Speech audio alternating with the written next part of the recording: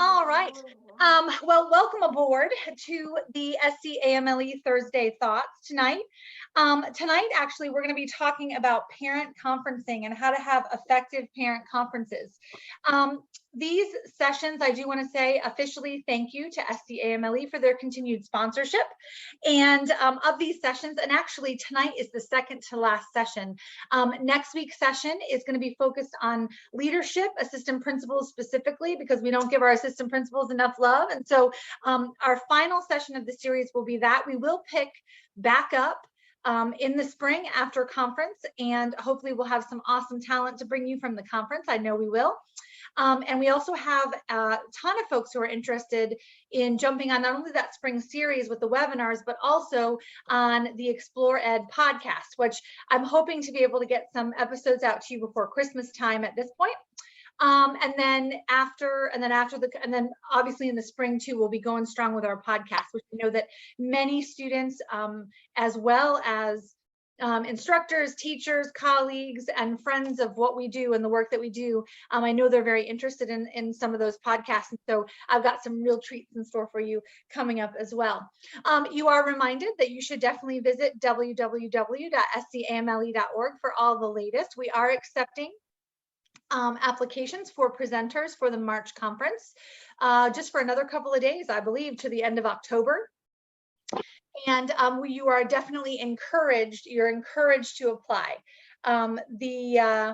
We always try to have a really diverse collection of talent to present at conference, and so you are definitely encouraged to apply. If applying to present isn't for you, that's totally okay too. Remember that goodness tonight here, words, it's serious, Adrian, goodness, okay, words are hard. We are absolutely registration, there's the word I was looking for, registration is open for March conference as well, and we would love to have you as our guest. All right. So we're going to jump into it tonight. I prepared some cool content for you, actually from Harvard, from a project out of Harvard, and I think that you'll really enjoy it. So my name is Sarah Evanston Atkinson, and I serve as the Professional Learning Director for SCAMLE. And just like you, I wear a ton of hats. I am an instructional coach, a teacher, a mom, a sister, a daughter. I do all the things. So just like you, it's October, it's almost Halloween. If I have another spirit day where I have to dress up in some interesting way, I'm gonna bust open. So just like you, I feel the pressure, I feel the stress, I feel, testing. We've just been through our first round of benchmarks, and those are stressful for students and the teachers that love on them and teach them. So I get it. I share all that to say that I get it. We need to stick in there. We need to make sure that we're demonstrating grace and grit and resilience to our children, because those are the things that are going to serve them as they get older and move forward in their life. Dr. McDonald is currently our SCAMLE Executive Director, and oftentimes he will jump on during these sessions, and so we'll be sure to make him feel welcome. All right, so remember that tonight's work is an exercise in reflection and thinking, really more than interaction. A lot of folks jump on and watch these later on, and I want you to be able to interact in your own way with these webinars, of course. So we will cover a considerable amount of ground. I want to show you some of the things that I found that were interesting. And so your job really is to think and reflect deeply. These webinars will never give you homework, and they're never going to give you a grade either. So definitely you are encouraged to engage in them and think about them and think about the contents in them and how really you can contextualize the information that I'm giving you to your specific situation. We do welcome viewers to this from all over the world, in fact, to our webinars. And in fact, we have a number of private schools in North Carolina that I know that they tune in to watch as well. So whatever your unique educational situation is, we want you to be able to take, even if it's a morsel away with you, we want you to be able to take that away and use it to better meet the needs of the children that you serve. So tonight's topic for discussion is really something that's really near and dear to my heart, actually. And I know that sounds kind of weird, because we're going to be talking about effective parent conferencing. So I have to tell you, apparently, the parents of our students, they're as afraid of us as we are of them. So you've arrived at the zoo, and you know, they're just as afraid of you as you are of them. Now, we've all been in difficult parent conferences, and we've all been, hopefully, in remarkable parent conferences where everyone left the room feeling better than when they started. But tonight is really about how to turn some of those not so great parent conferences, the ones that we really had a tough time setting up, or maybe the outcomes weren't what we had hoped for whether those reasons that they weren't the outcomes weren't positive, whether they be things that were in our control or were not in our control. We have, so tonight really is about strategies to cut off those things at the pass. So we've all been in a parent conference maybe like this with a slightly odd parent. Take a look at this. Dr. Solomon, let me be blunt. Tommy seems to have a problem with authority. Well, and Jimmy refused to climb the rope. What was at the top of the rope?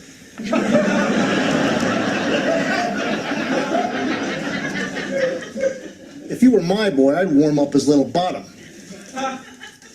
You're the one who didn't want him sitting with the girls, right?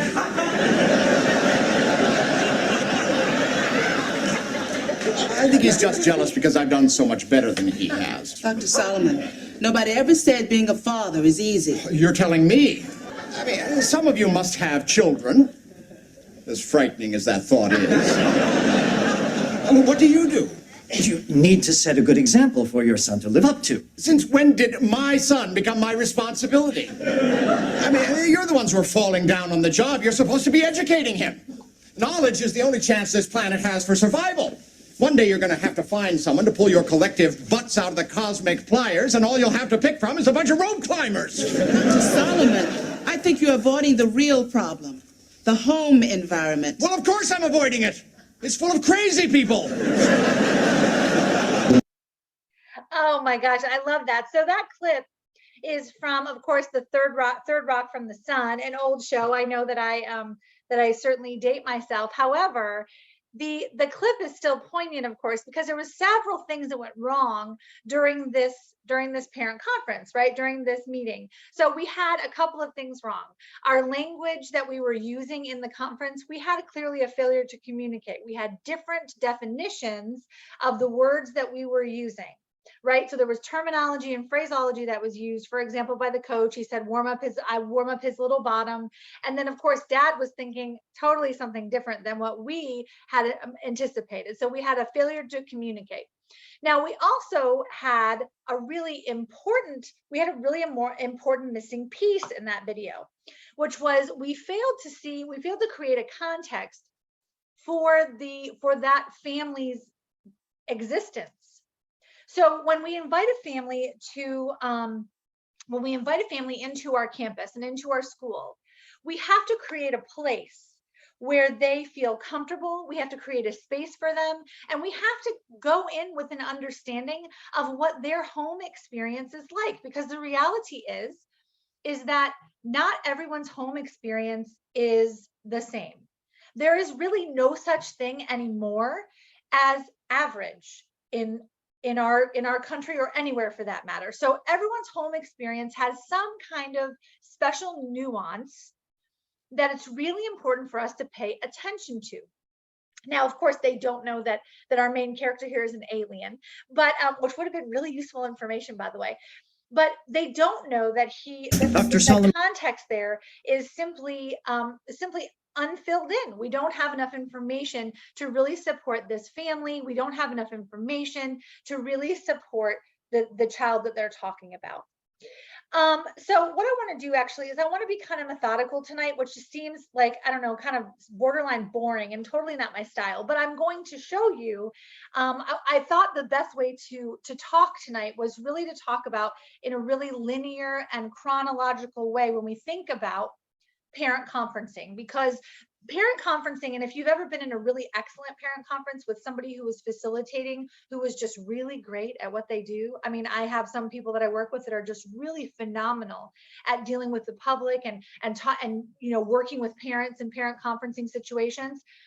And so really you have to watch because it's a science. There are certain things that they do before, during, and after a parent conference in order to ensure success in the longer term. Because what we want, of course, is we want long-term success for the student and the family. We want all of it. We want it to be a success story. So what are some things we could do before the conference? So I told you guys, and you're going to get this presentation, and if you want to take a look at it, you're also going to get all the resources that I pulled from, and I'm going to show you the resources in just a minute because they're really phenomenal. They come out of Harvard, a project out of Harvard that I think you'll find interesting. So before a parent conference takes place, really important to send a personal letter. Email's great, texting is fine, talking on the phone, highly desirable than the first two things on my list, but a personal letter goes a long way. Inviting the family to the school, letting them know what they can expect, and giving them a task that they can do before they arrive. So when I was doing research for this session tonight, I have to tell you, there were just as many articles about how the teachers and how the administrators should set up a parent conference as there were blogs helping parents to navigate and telling them what to say in a parent conference to achieve their goals. There was 50% on one side and 50% on the other, which tells me something really, really interesting. Tells me that we are just as scared of them as they are of us. So a personal letter goes a long way. A personal letter is something that mom can put in her pocketbook. A personal letter is something that dad can take to work to show his boss that he, for example, has to go to a meeting for his child. So personal letters go a long way, and they really help to really contextualize for the parents what it is that you want to expect out of the conference. So if the parent conference is being set up because for a very specific reason, for academic achievement, for continued behavior, for whatever it is, it's best to be clear about that, and because then the parent doesn't feel ambushed when they arrive to the school. So a personal letter inviting them into the school, outlining why we're having a parent conference, and then you want to be sure that your letter includes a task, something the parent can do to prepare for the meeting. Now, we've all been in a situation before where you think to yourself, and I've done this at the doctor, where I go into the doctor and I think for sure that the diagnosis is going to be X, because of course I got my degree on Google, right? So I'm sure that I know what my diagnosis is going to be. And then all of a sudden the doctor comes in, looks at the chart and looks at me and listens to my chest, and it does that funny thing on work, make my knee kick, right? And then all of a sudden the doctor says, well, actually their diagnosis is Y. And so here's what you have to do. I'm going to call this, I'm going to call the anesthesiologist and we're going to do surgery tomorrow. And you about fall out of the chair because you didn't expect that was going to happen. So you want to be sure that you give your parents something to do before they arrive. So you might say, before you arrive, please jot down some goals you have for your child this school year. I can do that as a mom. I can sit down and I can say, I really want my child to get A's and B's. That's really important to me. But what's more important to me is that my child feels loved, safe, and secure.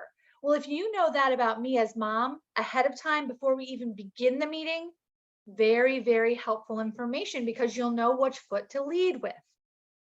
All right, now, also before the meeting, be sure to prepare yourself for the meeting. Make sure that you have examples of student work. Make sure that you pulled the latest gradebook information so that you have that for mom or dad or a guardian. Make sure that you have everything you need to come prepared for the meeting. Gather your resources for the parents. So if you know, for example, that the child is struggling, and so maybe the guidance counselor is going to be present, and so maybe the guidance counselor is going to be sure that she has or he has resource sheets for the parents that they can offer to them. Maybe you have additional study guides or some kinds of scaffolds and supports that you could offer that could enable mom and dad and guardian to better care for the academic well-being of the student. Also, I love to bring copies of textbooks anytime I can, and sometimes I even have to bring a Chromebook with me, right? So I have to show them what it is their child is doing on online or what kinds of things they're engaging in. When you're able to put your hands on those kinds of things ahead of time, it really takes the stress off, because you're able to just get at and touch what you want to do to, in order, what you need in order to prove what it is that you're saying about the student. Make sure that you prepare the space ahead of time if that's possible. Make sure there's going to be enough seating for everyone. Make sure that everyone has a place to sit. Make sure you have comfort items, things like a box of tissues, if water is appropriate, if it's going to be an especially difficult meeting. You want to be sure that the space is prepared for the parents and the guardians, so that they feel as though you planned for them to arrive. Now, those may seem like, Sarah, are you kidding me? Those kinds of details take so long, and you know how much I do in a day. I do, but those kinds of details ahead of time, they go a long way to making sure that mom and dad and guardian will continue to partner with you in the student's success and achievement, or on days when they're not so great. We want them to be our partners all the time, not just on the good days. So make sure that we prepare the space and make them feel as though they are welcome. Definitely create a place for the parent, guardian, or advocate, and have data and talking points ready. That is so key for us to walk into that meeting prepared and have some semblance of an idea of where we'd like to go, of where we'd like to take the meeting. Now, a lot of times our special education friends and colleagues, they will create like when they're having an IEP meeting, they will create an agenda. And they'll say, here are the things on the agenda. And the agenda won't say things like, we're going to review the IEP. They will literally lay out on the agenda the main talking points that they want to hit. That's not a bad idea for a parent conference, especially with a parent that you've spoken to a lot on the telephone, but really the parents finally just said, look, I call it, and I just want to sit down with you people in person. Totally fine, but we have to make sure that we have data and talking points ready so we can kind of drive the meeting, especially if we're on limited time. Now, one of the things that I didn't put on this list, but I think is really important, is I really think we have to be aware. We have to be self-aware that we do this work all the time. This place of business is our second home. So we're really comfortable. I know where the bathroom is. I know where I can go hide if I need to check my email, or I want to go play Candy Crush for 30 seconds. I know the best book room to hide in. But to the parents, your school campus is a place of business. It is a place where business is conducted, and some of the business that's conducted there, they don't feel comfortable in that realm. They don't feel comfortable in that game. So it's really important that we show grace and that we're self-aware of ourselves. And I want to give you an example from my own personal experience. So my daughter has an IEP, and she's in first grade. And so we, in kindergarten, at the end of kindergarten, we drafted an IEP. Now, we weren't sure exactly what was going on. And so at her first IEP meeting, I had 8 people around the table. So I was there, her father was there, the school social worker was there, her teacher was there, the guidance counselor was there, the administrator was there. There was somebody there from OT. There was somebody there from speech. There was, and then there was the special educator there from the school that was going to be doing the direct services. So I had 9 people around the table. Now, I do this work all day, every day. I sit in these meetings, I listen to mom and dad, I listen to the student if that's appropriate. I certainly collaborate with my colleagues to find the best pathway forward. But I was sitting in that seat as mama.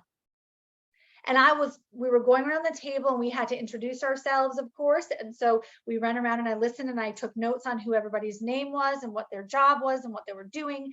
And I tried to take notes on all of their reports, because they had all done extensive, review and analysis of my own daughter. Now, I got out of that meeting. I'm not even kidding. I got out of the meeting. I went to the ladies' room and I cried.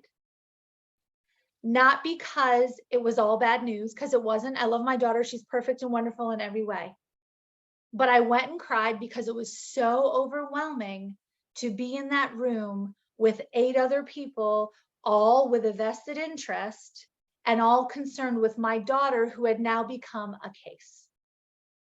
So we have to be self-aware of us as professionals. We have to be aware of the fact that some of the work that we do is really scary to the outside world, really scary to the outside world.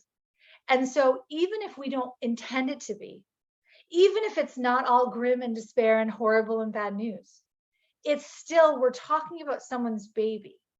I couldn't help but think during that meeting, and I know, like I get choked up just thinking about it now, but I can't help but think for myself during that meeting, I kept thinking about the day I brought her home from the hospital. We are caring for people's babies. So we have to be really self-aware that when we're sitting in these meetings and mom or dad get a little emotional or they get a little agitated or they get a little passionate, we have to remember that we're talking about their babies. Okay, so I'm going to step down off my soapbox here for a second. We had a couple of folks join us. I would love for this to be interactive, but I don't want to put anybody on the spot, especially I know people join us from the car and whatnot. So I'm going to open up the chat, or if you want to go ahead and unmute, you're welcome to do that too. So what have you done in the past that helps ready the team for a parent conference? What do you think is missing from my list? So that's the hot question. I'll hang out here with chat for just a second, and then I'll go on. If nobody wants to chat with me, that's okay. My feelings won't be hurt, I promise.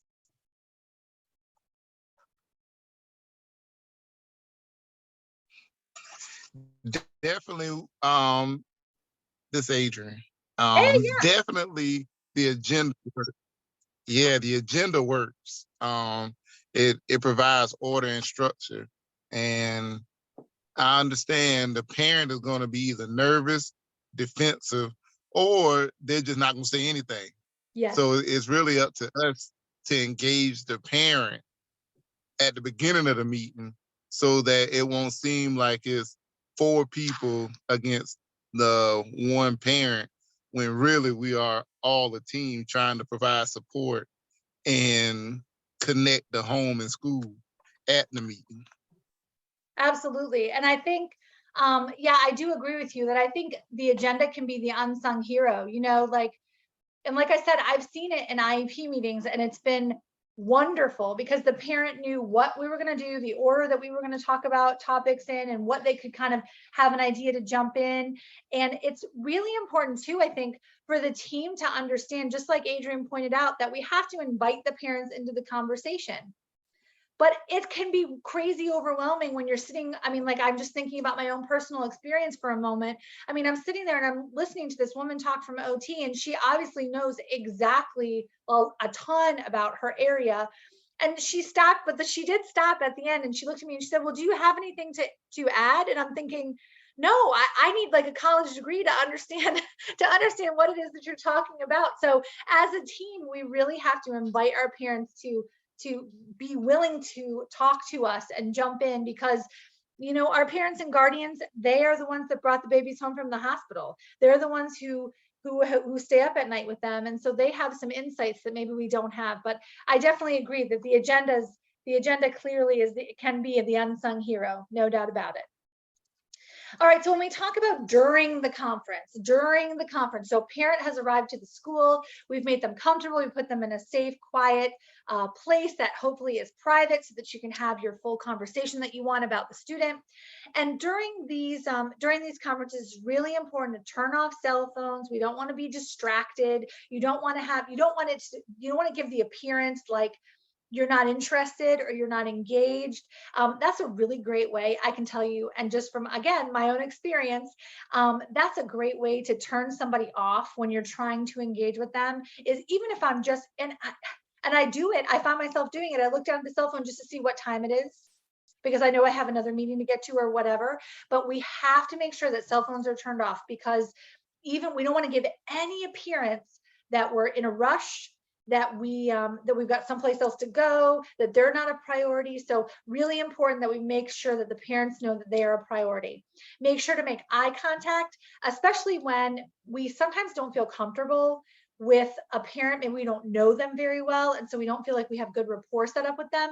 Force yourself to make eye contact. That's an excellent way to disarm someone. I know that sounds odd, but it's a great way to disarm a parent when you're sitting across the table with them talking about their baby and the one that they love. So you definitely want to try to make eye contact, but I also urge you to be really thoughtful and responsive to any kind of cultural cues that you're picking up on. So if you have someone sitting across the table who clearly is uncomfortable with your eye contact, then move along, make them short little bursts of eye contact, short little moments of eye contact. You want to make sure that the person you're talking to feels comfortable. Likewise, you want to be sure that that where you're seated around the table, we're all on a team together. That is true. So you want to be sure, you want to find out who is running the meeting, and we want to put them close to the parent, but not too close, because we want the parent to be able to see the person who's supposed to be running the meeting, running the agenda, being the lead or point person for the meeting. So I equate that to when you're first dating someone new. And I love it when you go out to a restaurant and you haven't gone on many dates, but you think you kind of like the guy. And so the server tries to be nice and puts you on the same side of the booth. What are you supposed to do with that? I mean, you don't even really know the person. You can't look them in the face. So you really, really need to make sure that you carefully plot out where everyone's going to sit. So you want to be able to make some eye contact if that's appropriate. Be sure to take notes to share with the team who couldn't be there. There's always people who can't be there for whatever reason. Maybe you got teachers on the team who are, teaching on a different schedule than you are, or even for the team later on. Taking notes is actually really critical, and everyone takes notes differently, but however you take notes, make sure that you let the parents know what you're doing. Because if you don't tell everyone else at the table and the parents what it is that you're doing, then they're going to be distracted, wondering what it is that you're writing about them. So we don't want that. And so I always,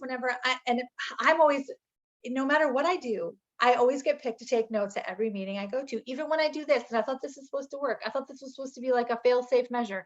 Nevertheless, I'm always the one picked to take notes. And so I always bring a pen and a pad of paper, good old-fashioned legal pad. And I always sit there and I always tell everyone at the team, I'll be taking notes for this meeting. I'm not writing anything specifically about you. I just want to make sure that we have what we need so that later on when we go back to finalize any plans we make or goals we build, I want to be sure that we have all the right language in place. So, and then I'll say, is everyone around the table comfortable with that? And you're welcome to have access to the notes later if you wish. Nobody ever says no. Nobody ever says I'm uncomfortable, don't write.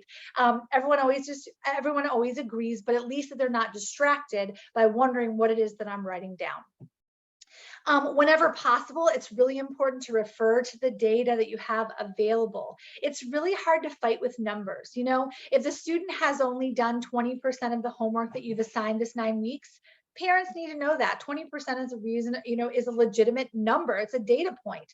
If the student consistently scores on your weekly assessments below a 30%, but you have to put a 50% in the grade book, that's an important data point to tell mom or dad. If the student consistently has a 6 NHIs in the grade book, not handed ins of various assignments, of classwork assignments, but on assessments consistently scores above an 85, that's important data point for the parents to understand and know, and for the whole team to know. So whenever there is data points, numbers available to you, you want to be sure to support everything you're saying to the parents with data. Super duper important. Now I put a question mark by the next one, include the student. Well, here's the dealio. So I don't know how they do it at every school, and I don't know, and Adrian could speak better than I could about to the sort of the law of things, but the rule of thumb at our school is if the student's 13, they should be in the room. Now, I have sat in parent conferences with 6th graders who were not yet 13, and those students did not have an IEP, but their mom or dad wanted them in the location while we were having the meeting. I think it's really important to ask mom and dad if they want the parent, or if they want the student present or not, and always give them the option. A lot of times I've had a lot of parents say, let's go ahead and you all just let's all us talk first, and then we'll bring them in at the end if that's okay. So I have done that lots of times, and that seems to be really effective, especially if we're talking about a delicate situation where mom and dad need to share something with us that's important, or a guardian or advocate needs to give us some kind of a little bit of information or backstory that they don't necessarily want heard by the student. Then, I mean, we have to be delicate with that, and we have to be thoughtful of that. But When we can, I think it's very effective to include the student. I think the students walk away generally from those meetings feeling empowered, feeling as though no one was talking about them behind their back. My middle child, and again, gosh, apparently this is like dish night for Sarah. You guys are learning all about me, but my middle one is in the 5th grade. He's getting ready to go to middle school. He thinks he's going on 25, but at the end of 4th grade, he actually sort of graduated out of his IEP. We had a big party, and he scored exemplary on his math SC Ready, and on his reading SC Ready, he was like one question away from being exemplary as well. So he had sort of outgrown his IEP, which we were all very excited about. He's mildly dyslexic. Now, one of the things that he always said at all of our IEP meetings, especially ones in late 4th grade, where he would say, "Mom, I have to sit in there. I have to hear what they're saying about me." And he would, and it wasn't that he didn't trust me, but it was almost like he didn't trust me to give him the whole story, that surely these people are saying crazy things about him that he doesn't know about. So that takes away, if he's sitting there and there's nothing to hide, here's the data, here's what it reads, here's how we understand the data, here's what kind of supports are in place. And so we spoke very matter-of-factly about all of that information. And so he was delighted to be in those meetings, and he always left there feeling like $1 million, but certainly we should definitely use our best judgment. The final thing that I think is super important is during these parent conferences, it's important to set goals and write action steps. If everyone feels really great at the end of the meeting and everything, and everyone just feels fantastic, that's awesome. But if we don't set goals and write action steps for the student moving forward, then we can pretty much plan to be back in the room within 9 weeks, which we don't want to do. I mean, the whole purpose is that we want to have parent conferences to build the team, to get tight, to understand where we're going, to set some goals, to write some action steps, to make some plans, and then we want to put those plans into action, preferably sooner rather than later. And then when we want to do check-ins, we want to periodically check in to see how we're doing, of course. But once we've already had an in-person or a virtual parent conference, it's much easier to do check-ins over email, text message, etc. Because at that point now, I'm checking up on goals and action steps that were already they've been predetermined by the team. So really important to set goals and write action steps, and be sure that we all agree on the language of the goals and the action steps. So especially if your student is not going to be present in the room, or even if they are, we want all of the language that mom is using, that teacher is using, that guidance counselor is using, that administrator is using. We want all of those language choices, all of those words that we're using, we want them to be the same. We want it to present a united front, and so that the student and the entire team understands what the expectations are around future goals and future success. All right, so I'm going to open it up again. You're welcome to unmute or put this in the chat, but question: what have you done in the middle of past conferences that helps them to go smoothly? What is missing from my list?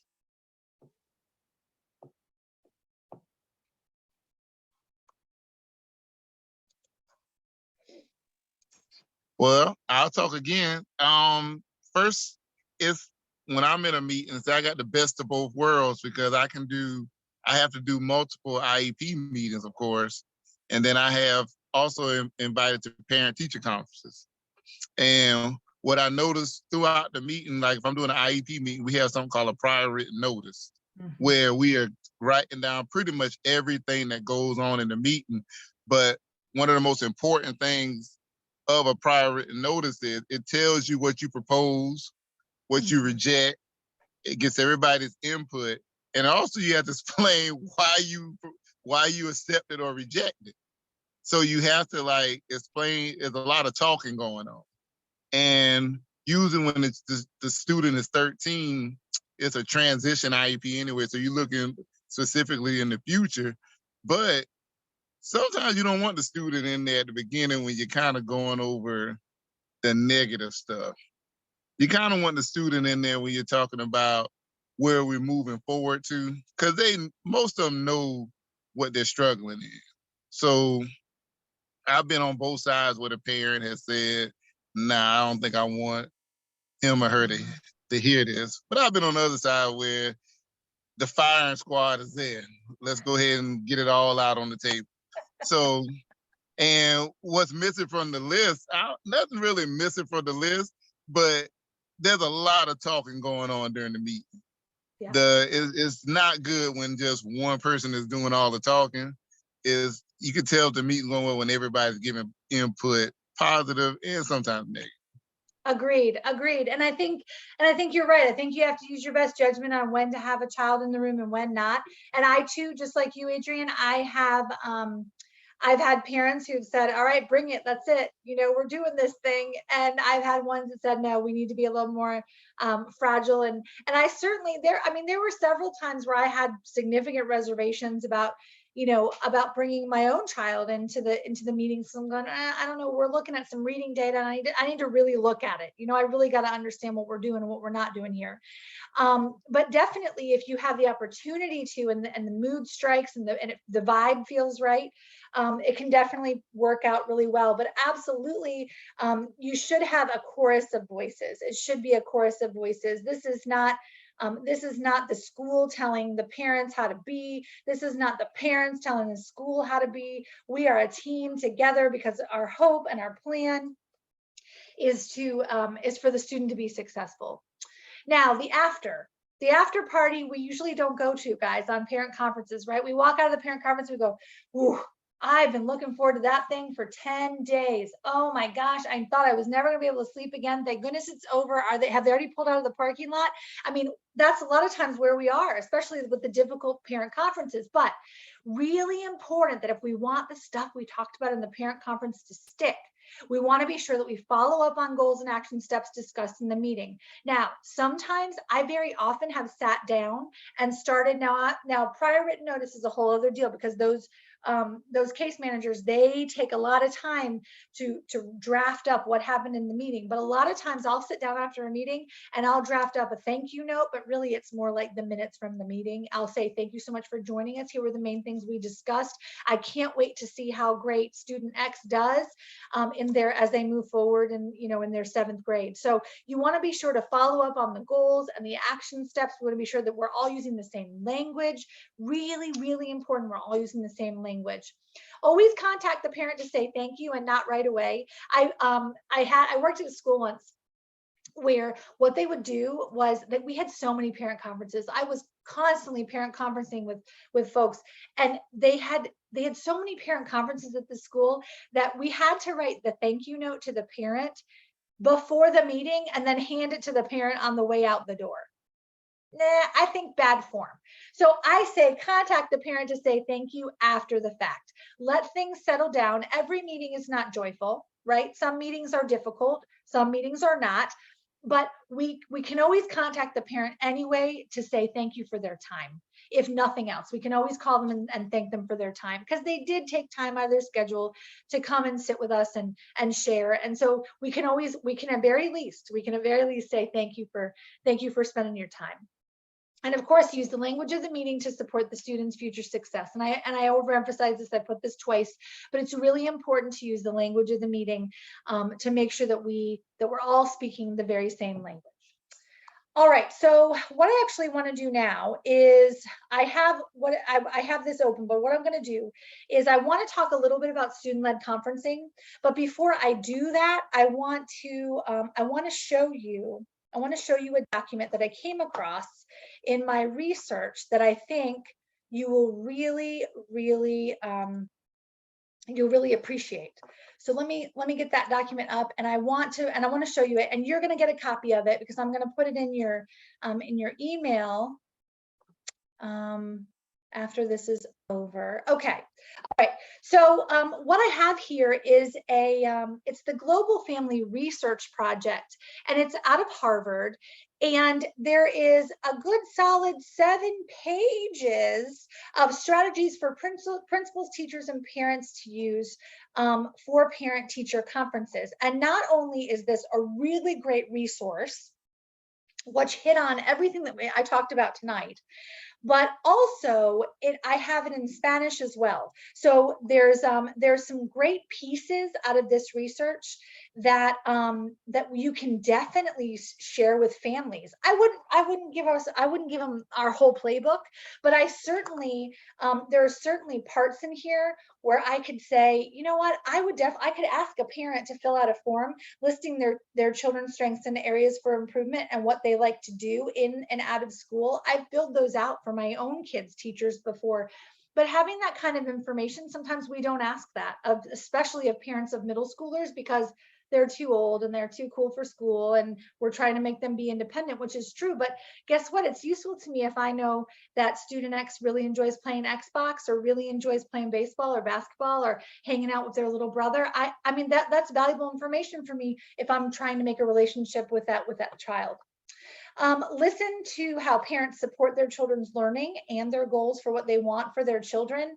You know, that can be really powerful when you sit with a parent and they say, you know, grades are important, but we had a really rough school year last year and my child came home crying every day last school year, and this year has started out so much better, and I'm looking forward to a really peaceful school year where my kid feels included and safe and happy. Because safe and happy, y'all, we can do that all day, every day. We can do that for our kids if they need it, if they need a little extra TLC. Acknowledge how parents feel. I love that one. When you're discussing sensitive issues so that parents are encouraged to speak up. I mean, a lot of times parents are worried about sharing like confidential information with us because they don't want us to look at their kids differently when they're, you know, when they're not with them. And that, you know, that's a human thing. That's not a school and parent thing. That's just a human thing. So we want parents to feel comfortable enough to share with us pertinent information and applicable information that could help us to better serve their children. We're not nosy. You know, sometimes people say, oh gosh, the teachers are so nosy. They want to know everything. They're like, you know, they're just always in my business. Now, some teachers are just nosy. I mean, it doesn't matter where you go to work. There's going to be some that are nosy, but the vast majority of us are not nosy. I know way more. It's TMI in my house. I mean, I don't need to know anymore, but we really legitimately just want to know how we can better serve the needs of the children. Now notice here, it says it gives tips on this resource. It gives tips for families as well, which I love. So it'll say to reinforce families can participate in school events, such as back to school nights, school tours, or other opportunities. Share examples of what their children are good at and what they found to be successful at home, which provide teachers with a better understanding of how to incorporate those strategies into the classroom or into students' individual assignments. Ask for suggestions on how to build on what children are learning in school or which community resources the teacher would recommend. So you'll notice that there's even kind of coaching for our parents. Again, see, I told you, they're just as afraid of us as we are of them. So I just love this resource. I thought it was clear. I thought it was really exquisitely written. And so I wanted to, like I said, you're going to get this PDF because I found it. So I decided that I'm going to share it. So, and there you go. There you go. But I wanted to share it with you, like I said, fresh out of Harvard, really good stuff here. And so I'm going to make sure that you have that parent conference sheet, no doubt about it. So I would be remiss if I didn't at least take a moment, a couple of minutes here, and talk about student-led conferencing.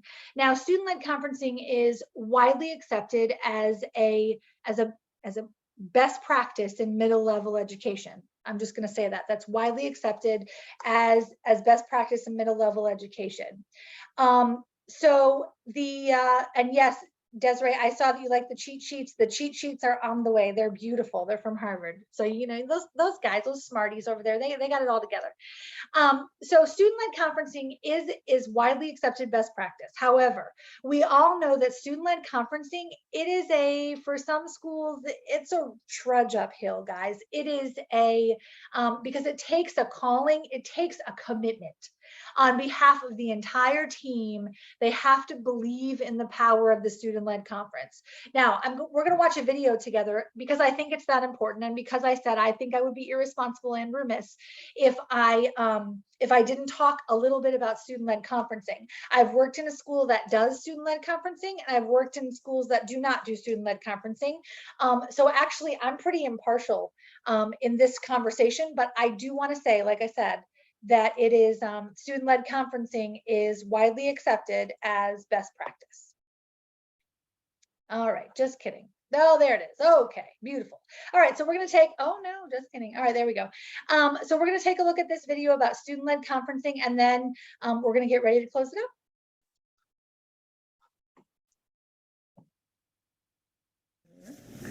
Hi, Mom. Welcome to my student-led conference. First, I'm going to tell you about my goals.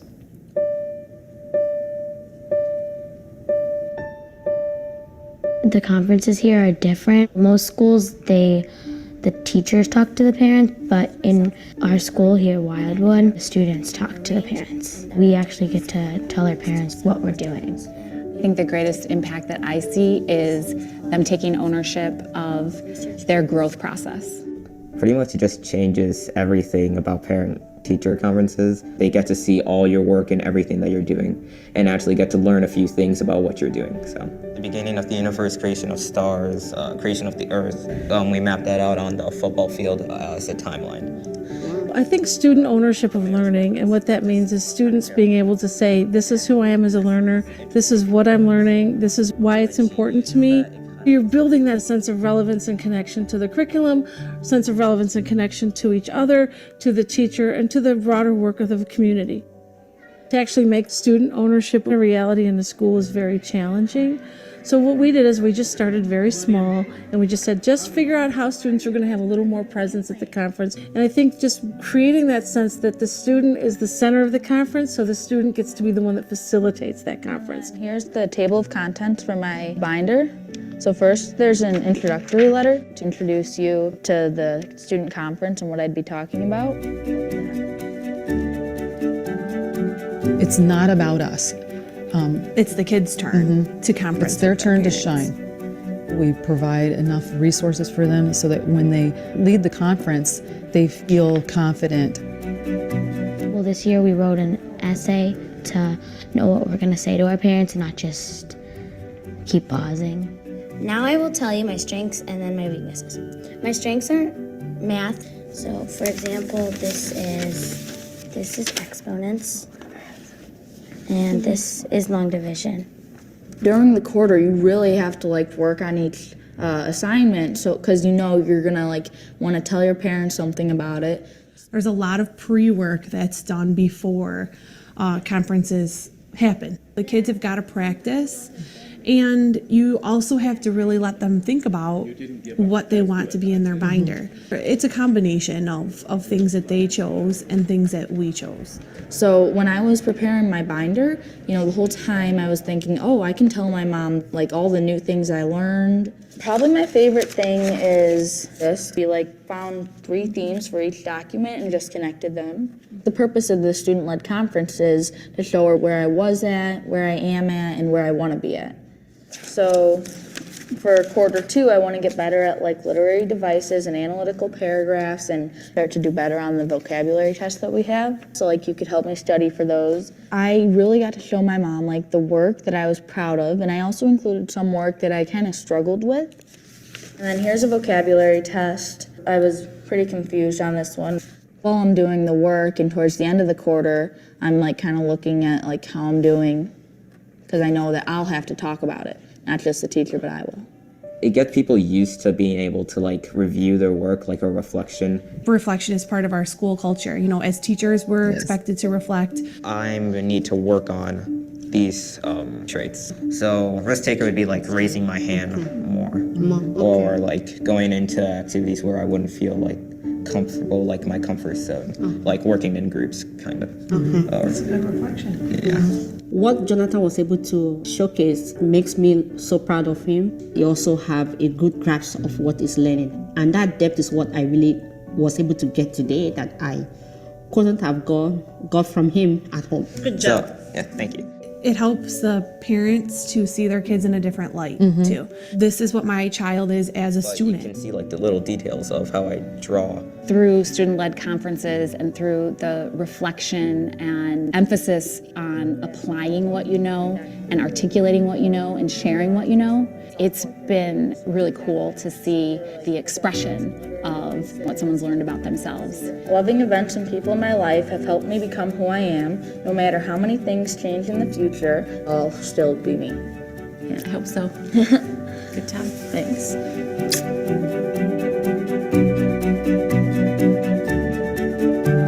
Oh my gosh, y'all.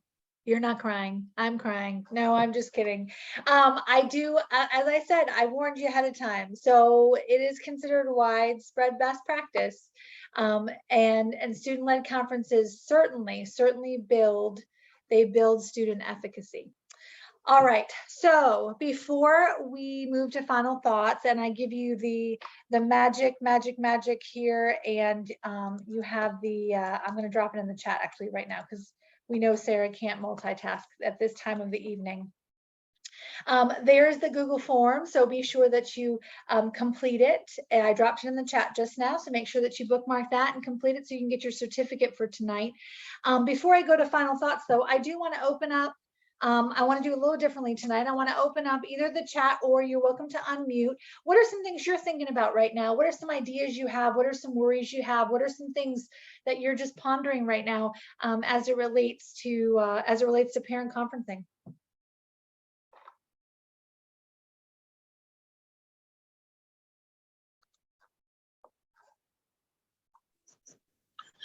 Well, if you want to address, like, it's not really the elephant in the room, but student-led conferences are great, by the way.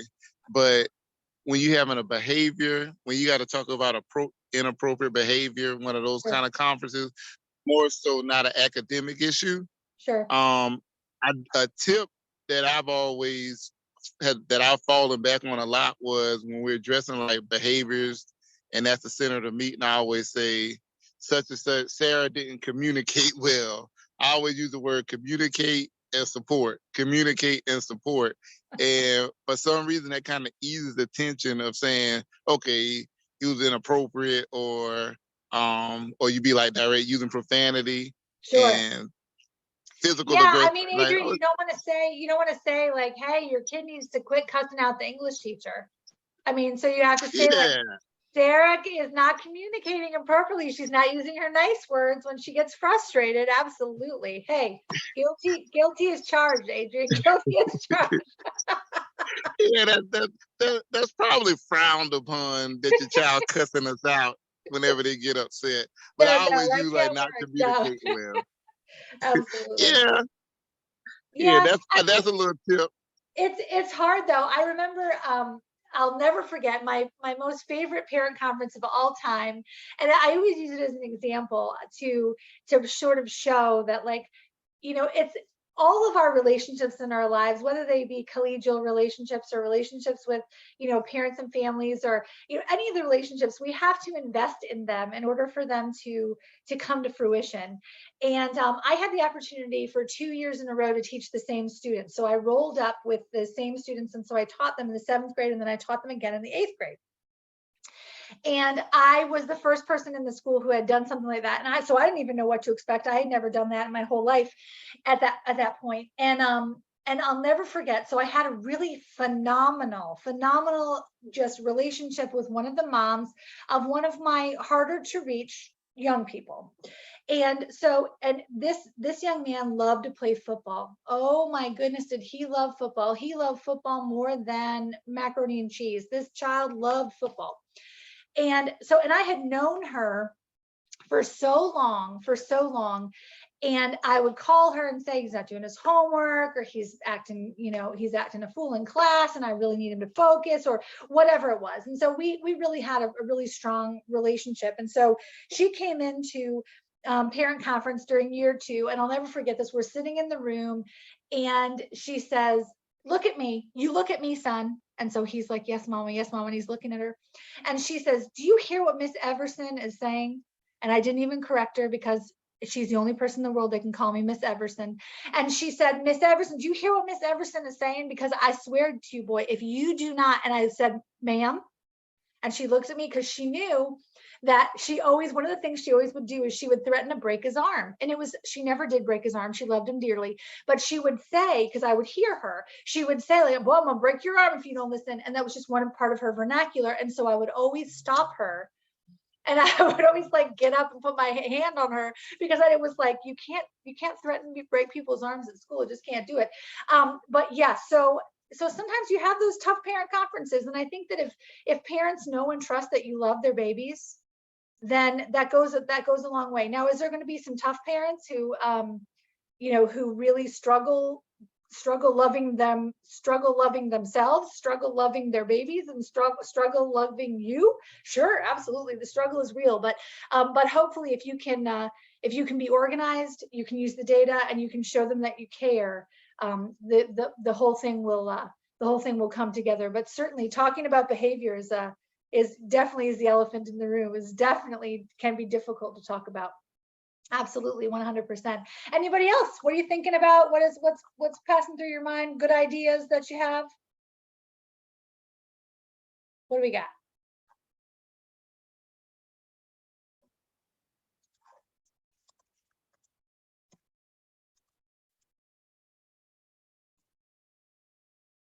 One of the things that I am a bit intrigued by are the student-led conferences, and I think that's something I would like to try, at least try. I think that holds students accountable, and they feel empowered, you know, when they themselves are kind of, you know, setting these goals and communicating that with parents, teachers, and things of that nature. I'm sorry. So, yeah. No, sorry, necessary. Apparently you're having a student-led conference right now. I'm totally not surprised.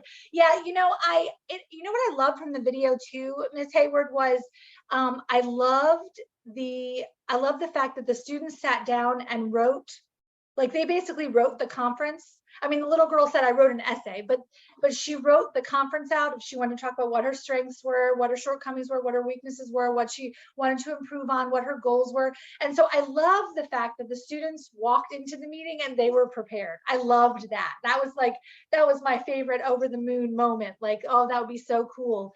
And then I love when she starts reading through the essay and she says, for example, and she pulls out her math work. I love it. But yes, for student-led conferences are where it's at, certainly, like I said, accepted best practice. I've been in schools that do them and I've been in schools that don't do them. But certainly a practice that's worthwhile to take a closer look at. Definitely take a closer look at. All right, last call before we go to final thoughts. And I put the link into the chat for you as well, so that you make sure you fill out your Google form so that you get your certificate as well.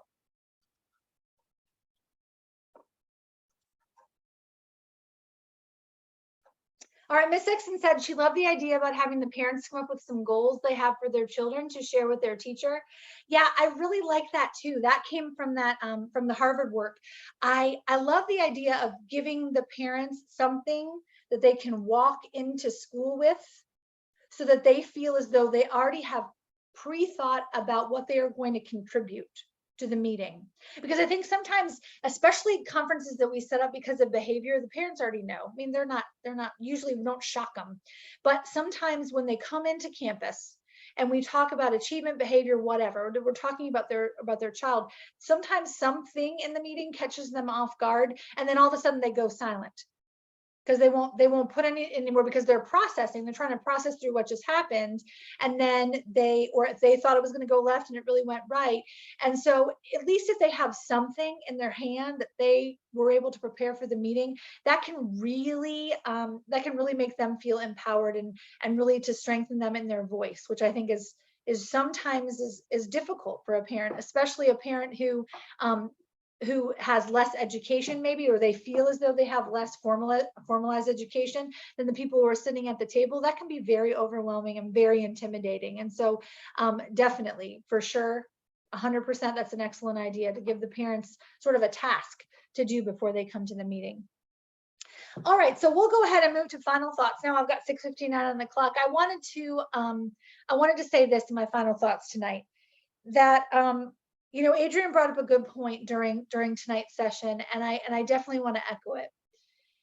If we walk into these parent conferences or any kind of relationships with our families and the students and the students who live within them, and if we approach those relationships in an adversarial way, if it's an us against them way, if the dynamic is set up that way, we are destined for a long, difficult, painful, uncomfortable school year, because at the end of the day, the families of our students have to be the place where we can go to close the circle.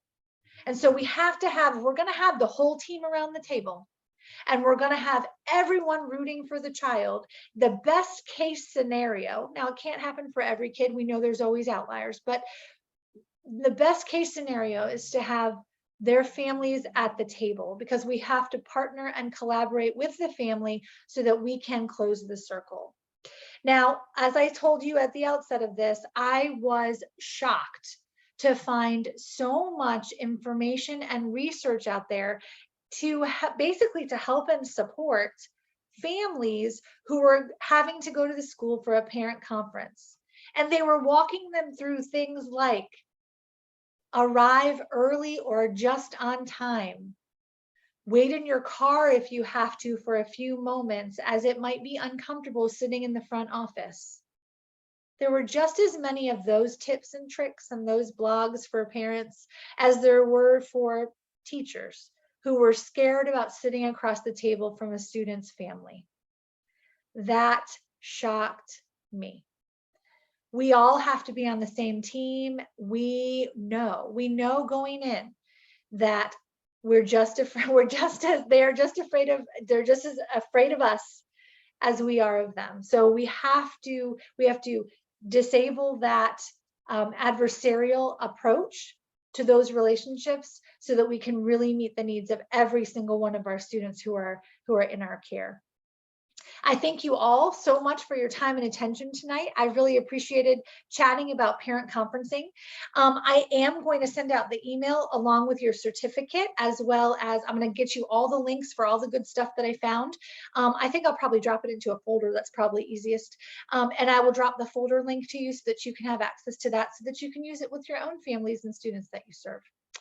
Again, I wish to say thank you to SCAMLE for their continued sponsorship of these Thursday Thoughts webinars, and I encourage you to sign up for our final one in our series coming up next Thursday, where we will be talking about leadership. So if you have any assistant principal friends who want to come and chat about leadership and some of the latest, greatest pointers, tips, tricks, all the good stuff, you please encourage them to sign up for next Thursday's final installment in this Thursday Thoughts series. I thank you all so much. I hope you continue to have a blessed and safe journey as you continue through this school year. And I wish you all well. We're almost Friday, y'all. It's almost Friday. All right. Be well, stay safe. And again, like I said, I think I said this, but just in case, because it's Thursday night and I always forget, I want to thank SCAMLE for their continued support of these Thursday night webinars. And always remember, check out www.scamle.org for all the latest and greatest information about all the great things the organization is doing. Thank you so much.